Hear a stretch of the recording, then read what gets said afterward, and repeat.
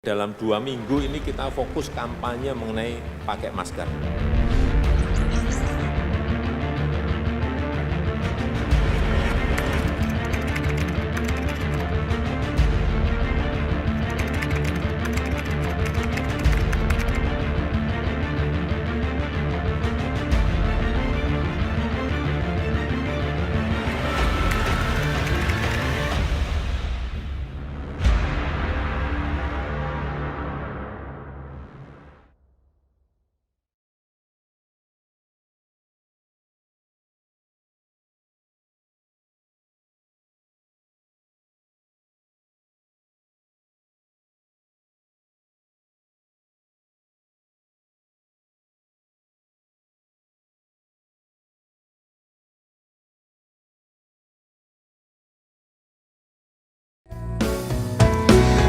Ajarilah kami ini saling mengasihi.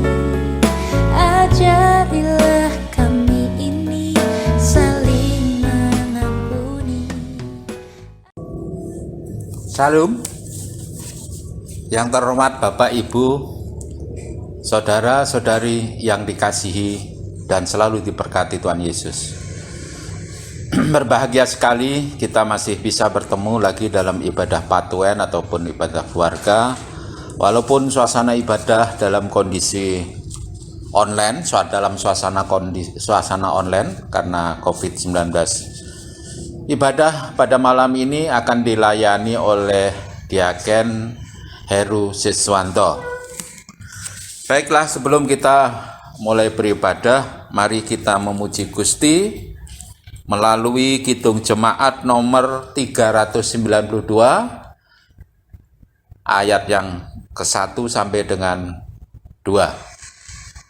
Ku berbahagia.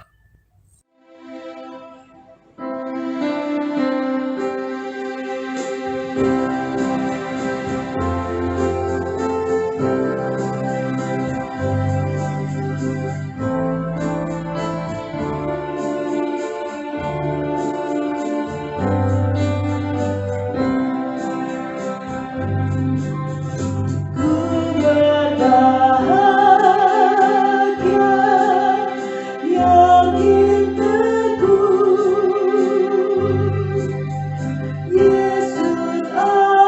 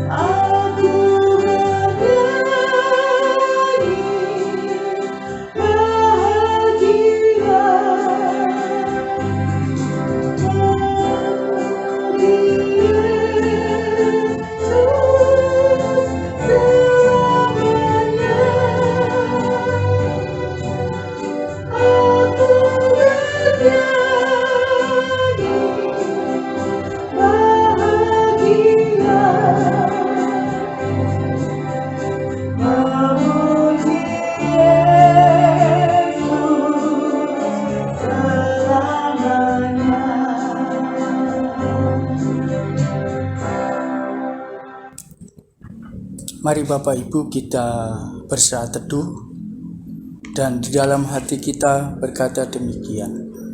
Ibadah KRW pada malam ini kami lakukan di dalam nama Allah Bapa, Sang Pencipta langit dan bumi, dan yang tidak pernah meninggalkan pekerjaan tangannya dan yang kekal kasih setianya. Anugerah dan damai sejahtera dari Allah Bapa dan dari Tuhan Yesus Kristus menyertai kita semua. Amin. Mari Bapak Ibu kita akan memuji di dalam Kidung Jemaat nomor 57, bait yang pertama, Aku gereja, kau pun gereja.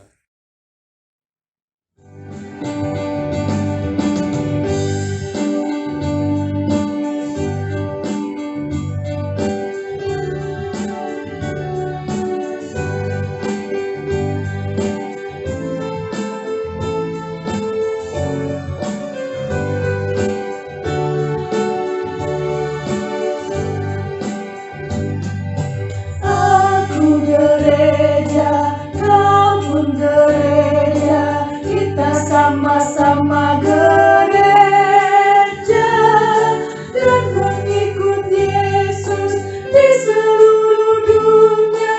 Kita sama-sama gereja. Gereja bukanlah gedungnya dan bukan pengamalannya.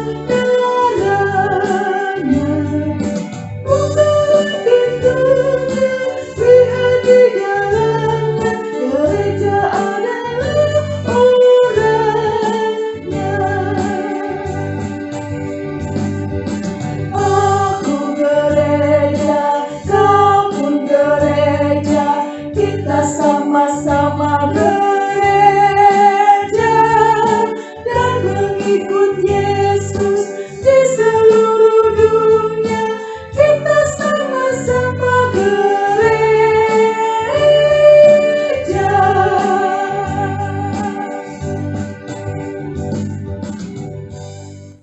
Bapak Ibu, kita akan masuk di dalam firman Tuhan yang diambil 1 Korintus 6 ayat 1 sampai 11. Sebelum kita merenungkan, mari kita berdoa terlebih dahulu. Mari kita berdoa. Puji dan syukur kami naikkan di hadirat-Mu ya Allah, atas kasih dan kemurahan-Mu hingga sampai saat ini. Tuhan masih memberikan kesempatan bagi kami untuk memuji dan memuliakan Engkau dan juga akan mendengarkan sabda-Mu.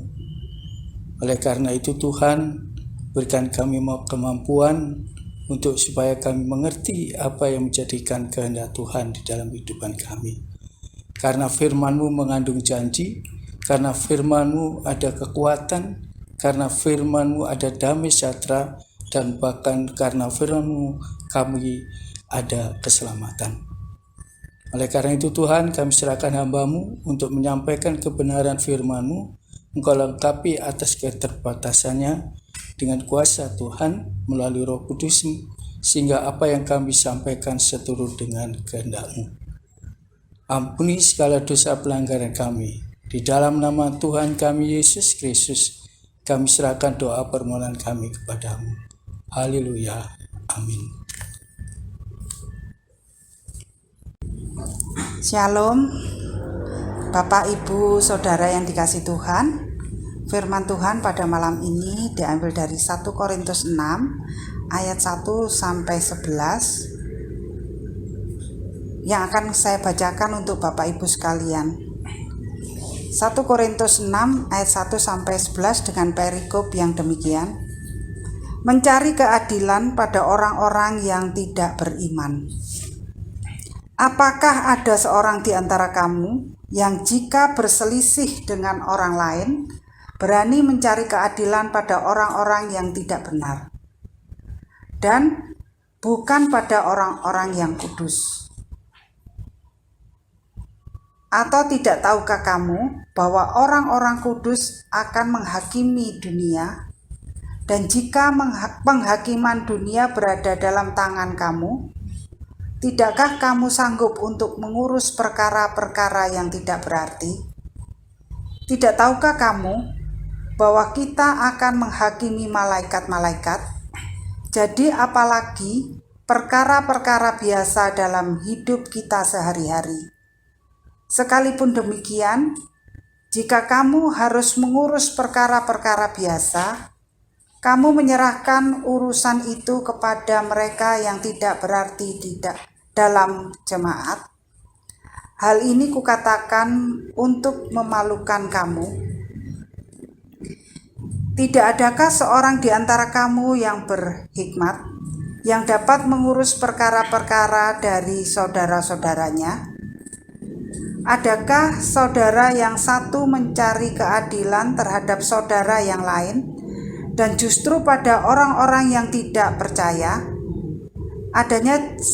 Adanya saja perkara di antara kamu yang seorang terhadap yang lain telah merupakan kekalahan bagi kamu. Mengapa kamu tidak lebih suka menderita ketidakadilan? Mengapakah kamu tidak lebih suka dirugikan? Tetapi kamu sendiri melakukan ketidakadilan dalam kamu sendiri mendatangkan kerugian, dan hal itu kamu buat terhadap saudara-saudaramu. Atau tidak tahukah kamu bahwa orang-orang yang tidak adil tidak akan mendapat bagian dalam kerajaan Allah? Janganlah sesat. Orang cabul, menyembah berhala, orang berzina, banci, orang pemburit, pencuri, orang kikir, pemabuk, pemfitnah, dan penipu tidak akan mendapat bagian dalam kerajaan Allah. Dan beberapa orang di antara kamu demikianlah dahulu, tetapi kamu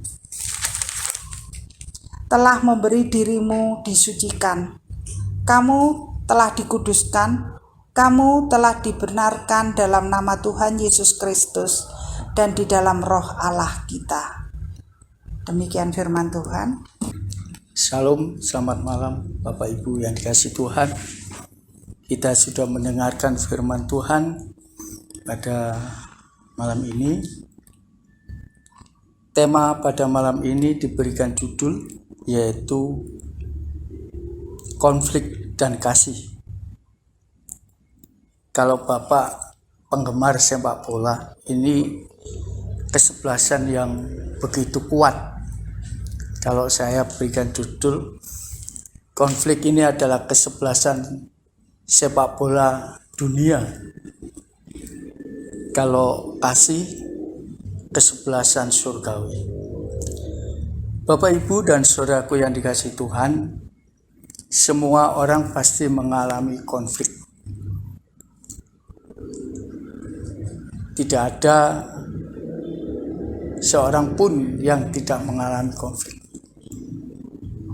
Konflik di rumah tangga kita, konflik di masyarakat kita, dan bahkan yang sangat mengerikan ada konflik di dalam komunitas persekutuan.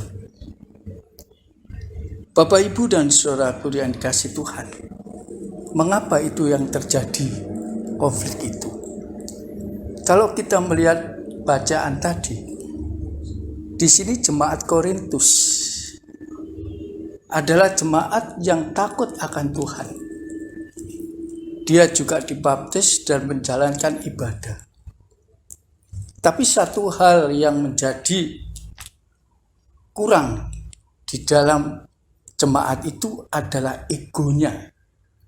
Ya, egonya. Yang menjadi konflik di dalam jemaat Korintus itu karena kesombongannya. Sehingga ada peristiwa di jemaat itu tidak dibawa kepada orang-orang yang takut akan Tuhan, tapi dibawa kepada pengadilan orang-orang yang tidak takut oleh Tuhan. Pastinya di pengadilan kalau orang tidak takut dengan Tuhan, pasti mencari mana yang kuat, pasti menang. Nah, di situ seharusnya Rasul Paulus sudah menyampaikan kalau ada masalah konflik itu diselesaikan oleh teman-teman yang seiman, orang-orang teman yang takut akan Tuhan. Ya, di sini diselesaikan karena apa? Pastinya kalau kita seiman, pasti kata maaf, memaafkan. Ya.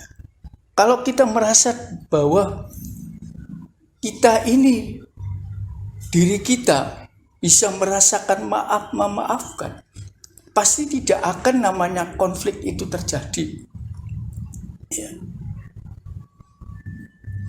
Tadi saya katakan bahwa di dalam jemaat di Korintus tadi karena egonya tadi, sehingga terjadi konflik. Bapak, Ibu, dan saudaraku dikasih Tuhan, di dalam kasih, kalau kita memang merasa bahwa di dalam diri kita anak-anak Tuhan terjadi konflik, itu berarti kasih Allah tidak ada di dalam dirinya. Egonya, akunya ada di dalam dirinya. Ya. Kalau kasih ada di dalam diri kita, pasti kita akan menjadikan terang di dalam kegelapan, membawa damai itu kepada orang lain. Tapi selama di dalam diri kita ada ego, tidak bisa kita menjadikan terang bagi kegelapan. Dan tidak bisa membawa damai itu ke saudara-saudaranya. Rasul Paulus selalu menekankan seperti itu. Memang kalau kita minta maaf, ini sepertinya harga diri kita. Tidak ada harga diri. Malu begitu. Tapi sebenarnya kita menyadari bahwa harga kita ini sudah ditebus oleh Tuhan dengan kasih-Nya. Tuhan sudah disalibkan, sudah Dia mati dan dikuburkan bangkit. Sudah ditebus oleh kasih Allah. Oleh karena itu Bapak, Ibu, dan saya, seharusnya kita ini mempunyai kasih Allah di dalam diri kita. Di dalam 1 Korintus 13 ayat 13 dikatakan, iman, pengharapan, dan kasih. Yang lebih besar adalah kasih. Iman tanpa perbuatan adalah mati. Perbuatan itulah ya kasih. Oleh karena itu Bapak, Ibu, dan saya masih berikan kesempatan oleh Tuhan. Kalau mungkin saat ini ada konflik di dalam rumah tangga kita, mari kita selesaikan dengan kasih Tuhan. Mungkin ada konflik di dalam masyarakat kita selesaikan dengan kasih Tuhan yang ada dalam diri kita. Mungkin di dalam persekutuan, komunitas persekutuan, kita selesaikan dengan kasih Tuhan. Kalau itu terjadi Bapak, Ibu, pasti tidak ada konflik di mana-mana. Nah, kalau kita merasa bahwa kasih Tuhan ada di dalam diri kita, kita menerima namanya kerajaan Allah. Tapi kalau konflik itu terjadi terus-menerus dan tidak bisa memaafkan, tidak akan menerima kerajaan Allah. Tuhan sangat keras berkata, "Hendaklah daripadaku. Aku tidak mengenal engkau." Inilah karena Dia tidak pernah mengampuni, tidak pernah memaafkan, saling maaf memaafkan. Inilah Bapak, Ibu, yang dikasih Tuhan firman ini. Kalau kita menyadari bahwa kita adalah milik Tuhan, pasti ego kita di bawah, Tuhan di atas. Mudah-mudahan di jemaat kita tidak sampai ada egonya yang di atas, salibnya di bawah. Kalau egonya di atas, salibnya di bawah, terjadilah peristiwa perselisihan. Yakobus 3 ayat 16 dikatakan, akibat dari perselisihan itu iri hati, mementingkan diri sendiri dan seterusnya. Bapak, Ibu, dan saudaraku kasih Tuhan, kesimpulan di dalam firman ini untuk mengajak Bapak, Ibu, dan saya menanamkan kasih Allah di dalam diri kita supaya tidak terjadi konflik yang berkepanjangan. Saya yakin percaya kalau kasih Allah tinggal di dalam diri kita, pasti diri kita ada damai sejahtera, ada sukacita. Tapi kalau ego kita dalam diri kita, kita pasti tidak ada damai, tidak ada sukacita. Kalau kita melihat kita sama-sama diciptakan oleh Tuhan dari debu dan tanah, tapi kenapa terjadi konflik? Mungkin kita ini dibuat dari tanah sengketa, sehingga terjadi konflik. Bapak, Ibu, dan saudaraku yang dikasihi Tuhan, firman ini cukup sederhana yang kami sampaikan. Saya mengajak Bapak, Ibu, dan saya, mari kita selesaikan konflik itu dengan kasih Allah. Karena Allah sudah membayar semuanya dengan mahal, pengorbanannya, kasihnya kepada kita. Harusnya kita dihukum oleh Tuhan, tetapi Tuhan mengasihi kita. Amin.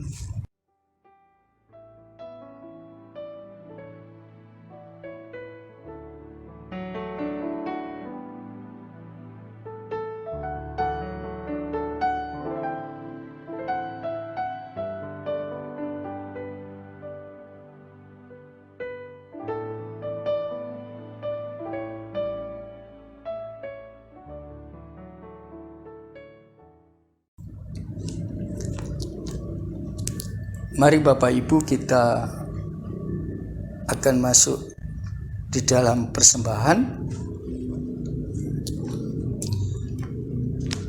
Kita akan mengumpulkan persembahan yang kita nyanyikan dengan Kidung Jemaat nomor 403 ayat 1 dan 2.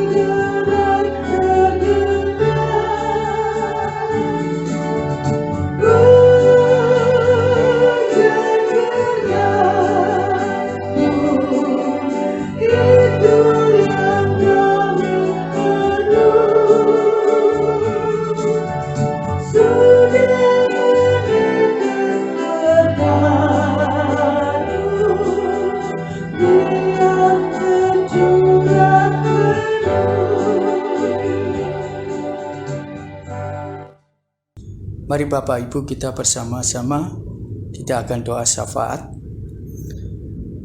Bapa Surgawi, Allah yang kami sembah di dalam nama Tuhan kami Yesus Kristus, pada malam ini kami berdoa khususnya untuk pelayan gereja kami, yaitu Bapak Pendeta, Majelis, dan juga komisi dan Pak Pokja dan guru-guru KPAR Katekisasi. Kiranya Tuhan Kau berkati dalam pelayanannya, Tuhan berkati kesehatannya, Kau berkati dalam keluarga. Anak-anak kami juga Engkau berkati Bapak di dalam sekolahnya. Terima kasih ya Bapak, kami serahkan juga jemaat-Mu yang saat ini mungkin dalam pergumulan sakit, Kau berikan kesembuhan. Mungkin jauh kepadamu, kiranya Tuhan Kau ketuk, sehingga dia setia kembali kepadamu Bapa. Kami juga berdoa bangsa dan negara kami yang saat ini sedang virus corona Tuhan. Kiranya Engkau berikan Bapak Presiden kami kekuatan, kebijaksanaan, sehingga bisa menjalankan roda pemerintahan dengan baik karena pertolongan dan kemurahan-Mu. Kami serahkan ya medis yang sudah Kau pakai, kiranya Tuhan juga Kau berkati, berikan kekuatan untuk menjalankan tugasnya Tuhan. Di dalam firman-Mu berkata, Kau akan menurunkan malaikat-malaikat-Mu untuk membentengi di dalam negara kami Tuhan, supaya negara kami bisa selesai dalam COVID-19 ini. Terima kasih Tuhan, semuanya itu kami serahkan dalam tangan kasih Tuhan. Persembahan yang sudah kami kumpulkan, kiranya Tuhan berkati sebelum kami lakukan. Kiranya semuanya ini persembahan itu berguna di dalam pelebaran dalam kerajaan-Mu, di dalam gereja kami Tuhan. Hamba-Mu yang Kau tugaskan untuk mengelola, kiranya Kau berikan hikmat, marifat, sehingga dia menjalankan tugasnya dengan baik karena pertolongan dan kemurahan. Demikianlah doa syafaat kami Tuhan. Kami serahkan demi nama Tuhan kami Yesus Kristus yang sudah mengajar kami berdoa. Bapa kami di surga, dikuduskanlah nama-Mu, datanglah kerajaan-Mu, jadilah kehendak-Mu di bumi seperti di surga. Berikanlah pada hari ini makanan kami yang cukupnya, dan ampuni akan kesalahan kami, seperti kami telah mengampuni orang bersalah kepada kami. Dan janganlah kami dalam cobaan, tapi lepaskan kami dari jahat, karena Engkau yang punya kerajaan dan kuasa dan kemuliaan sampai selama-lamanya. Haleluya. Amin. Mari Bapak Ibu, kita akan menutup Kidung Jemaat nomor 370. Ku mau berjalan dengan juru selamat. Bait yang pertama.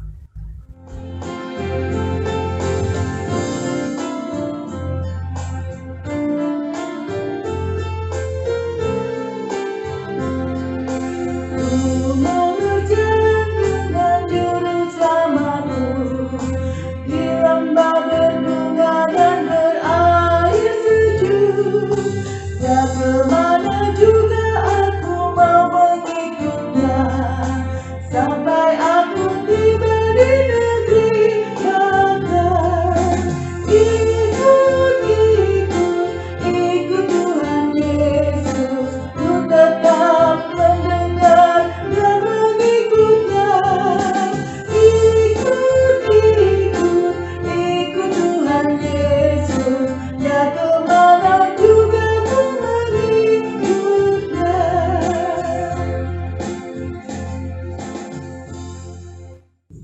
Mari kita terima berkat dari Tuhan. Tuhan memberkati kita dan melindungi kita. Tuhan menyinari kita dengan tangan wajah-Nya dan memberikan kita kasih karunia. Tuhan menghadapkan wajah-Nya kepada kita dan memberi kita damai sejahtera. Amin. Kasih pasti lemah lembut, kasih pasti